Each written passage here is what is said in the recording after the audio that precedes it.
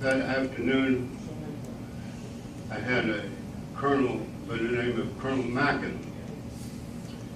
He came to the hospital, and I told him that I wanted to see General Cates. General Cates had come to see me personally in the hospital, and he told me if anything I ever needed, to let him know that he would take care of it.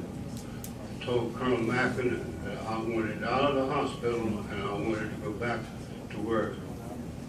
They refused to let me, so the colonel and the captain down at the end of the hall, you could hear them screaming at one another because one of them was saying you can't, one of them saying you better. So that was the way it was. So basically, finally the captain seen it the right way. They let me out. I went back to work, and if you ever was hurt seriously like I was, I seen the place where it happened every morning and every afternoon. And finally it got to me, I couldn't take it anymore. So I had a colonel by the name of Stewart. He was from West Virginia. I knew him quite well and flown with him for several hours. Yeah. And I told him, I said I wanted to transfer to Korea. He said, you don't want to do that. I said, yes. So he said, okay. He went to Colonel Mackin, and they sent to headquarters and got me set up orders within 2 weeks. So I went to Korea.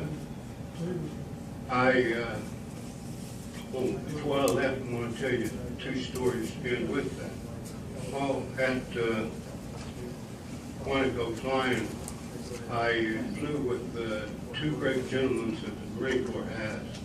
That was Marion E. Carl.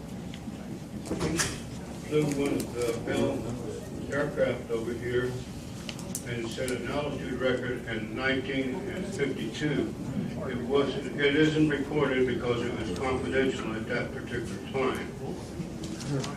I also flew with another gentleman that I flew with him before he became an ace, and after he became an ace, he came back to Korea. That was John Glenn. John Glenn also was the one that was a keynote speaker at my banquet in Washington, D.C. at the hotel up there when I received my 33rd degree up there in Washington. I had to go up there to receive it, go through the chain. After going to Korea, I was at K3, and Major Menzies, the maintenance officer, asked me to if I wanted to crew chief an aircraft, the R-48. I was quite familiar with it because when I was at Quantico, Major Hay got me one day to go fly the R-48 up at Andrews Air Force Base that they crashed up there. I had a quick lesson of reading the manual to find out what it was to bring it back from Andrews to Quantico. But getting on with the subject, while up there, Major Menzies asked me to crew the aircraft, and I did. I said on one condition. He said, what's that condition? I said, on one condition is I take the first flight in the morning regardless of where it went to. And he shook his head and wondered why, but I wanted to keep busy. If I was going to be there, I wanted to do something and help. That was the reason I went there. I flew all the time while I was there. I flew into North Korea, up on the East Coast, and we picked up a colonel and his party that was up there checking the recon for patrol. There was 20 of them that we landed on a gravel road up there in North Korea, and while we were going in to land, just like anything else, you always want to let them know that you're coming in. You work the props back and forth, and you get that butterfly back on the air as you're coming around. So we landed, and pretty soon this gentleman came and jumped in the airplane. Next thing I know, here's a colonel with full bird jumping in the aircraft too with the other gentleman. And while they were jumping in, the leaves over the top of the trees were coming down on top of the aircraft where I was standing. I was wondering how long it was going to last. Major Menzies and B.J. Stender was the pilot of the aircraft, and off we went into the thing. After we got airborne, we could see there was some carrier out there at bay. They must have been our security if anything ever happened. But we got back to K3. Like I said, I flew every day. One day I was flying, and we went to Cheddadoy Island. I don't know whether you people know it, but that was where they had the prisoners of war. And what it was is the Air Force had an aircraft there, not speaking against them, but it was a C-47 that they was delivering there for their radar equipment there, noticing everything's happened in the South China Sea there. While they was there, there was a situation that I wasn't aware of. It was the fall of Bindapoo. And what it was is as soon as we left, we got a SOS that a flying boxcar went down in the South China Sea there where we were at. So we had to go over there. I was back ready to drop one of our 20-man life rafts. And what happened was the fact that the time I got back there and ready to go, on the headset, the pilot warned me, don't do it because there was two ships already there for the rescue. After I got back from there, we had a squadron across the runway. I was in headquarters front there. Across the way, we had an F9 and an F2H2 squadron over there. The F2H2 squadron was a BMCJ-1, which was the photo outlet. They photographed the Bindapoo Fall. And what happened was, I wasn't aware of it, but they asked me to come over that night and went into the photo room, and they had the actual photo of Bindapoo being fall. They had the thing. I was questioning it, and then he showed me the film.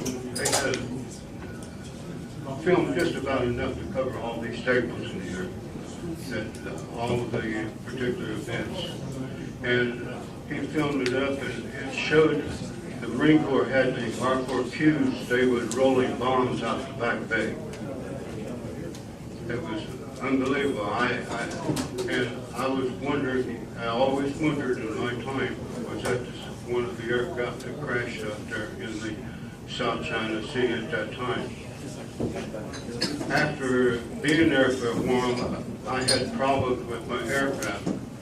We were in Seoul, and what happened was that we was on GCA. Needless to say, the Chinese and Russians were just as well aware of what we were doing. A couple of times they almost run us into the mountain up there. We had to have sharp pilots in cockpit. I know several planes did, and I'm sorry to hear that because I know what happened. They got bummed steers on which way to go. If you ever made a GCA in a cockpit and you see actually the location of the aircraft in regards to the lift-down procedure, you know what I'm talking about. Then up there at Seoul again, I had a very careful disposition. We had an aircraft at 10,000 feet, and it blows straight down. We had the same two pilots, B.J. Center and Ed Pittman in the cockpit, and they were pulling back with everything that they had. It was still going straight in. So they told me to cut the circuit breakers. I started at the top and worked my way all the way down to the bottom before I found the generators and cut them off and stopped the thing. The plane leveled off and the props were picking up water. It was that close. I'll tell you, you think my heart wasn't beating? It was there. When I got there in '66, I ended up going to I was there on several other times, and I was back at K3, and the same thing happened again. And the electronics people said it was the autopilot kicking in, holding the thing. I put my time there, and I was due to go home, and everybody was to go home at the same time, and they asked me to stay over. I was single, so everybody else was married at that time. So I said yes, and it was a good opportunity for me to get my talent in, and they appreciated it. I spent the time there, and what happened was that they promised me any squadron I wanted, I would get if I'd stay. And they told me I could go back in any way I wanted to when I went back. I put my time in and did the usual flying and what have you. Then it came time to go, and they sent me up to Yokosuka to catch a ship to go back to the States, because I chose to go back to the States by ship rather than fly back. So I got on a ship, and believe it or not, they had majors down in the hold. You know what happened to me? I ain't going to tell you, but I was sergeant of the guard all the time. I never got my stateroom that they gave me. It was only a name only. But I got back to El Toro, and I went to 152. And time passed, and along come 58. Well, 57 first. The Army left their cold weather training gear up in San Francisco, so we had to go all the way to the Antarctic to take their equipment to them. Cold weather training. They were down there without their equipment, so we take it down. I went through Nandi. I don't know whether any of you ever went through Nandi or not, but that was the scariest place I ever was at, because I'd made a mistake. The mistake was that I worked on my aircraft, and in doing so, the British was there, and when I got finished, I went in to have a beer like most people do. Everybody was wanting to buy me a beer, and I couldn't figure out what it was. I'd taken one sip of that beer and passed out. Because of the heat and everything, I passed out. They take me to the room, and I woke up later on. What happened was the fact that I looked out the window, and here's a large colored man out around his waist, you know, beating on a wooden log. I said, where am I at? Could you imagine? So I take a shower and went down to the pub. Everybody laughed when I went in the room. No wine. So after that, I got assigned for 6 months to Iwakuni, Japan, and Formosa. If you all know, in 1958 we had Matsu and Kamoi incident. I worked with the Hughes Missile Division, the Navy, and also the Marine Corps. We supported them transportation in and out, and got whatever they needed to do. I had the R5D in and out all the time. About the summer of '58, the Hughes Missile Division came up with the E-6 missile, and that stopped the Chinese from coming back on the other Chinese in Formosa. And at that time, we went back to Iwakuni, and I was ready to go home.